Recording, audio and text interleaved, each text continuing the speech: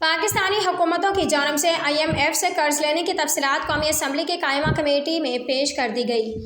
वज़ारत इक़्तिसादी अमूर के हकाम की जानिब से कौमी असम्बली की कायमा कमेटी के इजलास में IMF से कर्ज लेने के दस्तावेज़ात पेश की गई। दस्तावेज़ात के मुताबिक पीपल्स पार्टी IMF से कर्ज लेने में सबसे आगे रहे।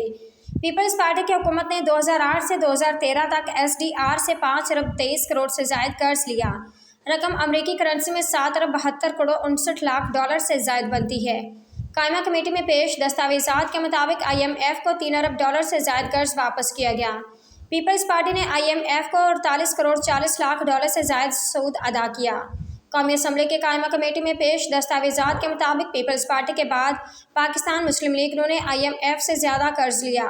मुस्लिम लीग ने 2013 से 2018 तक 4 अरब 39 करोड़ SDR कर्ज लिया। 5 वर्ष में ली जाने वाली रकम 6 अरब 48 करोड़ डॉलर से ज़ायद बनती है।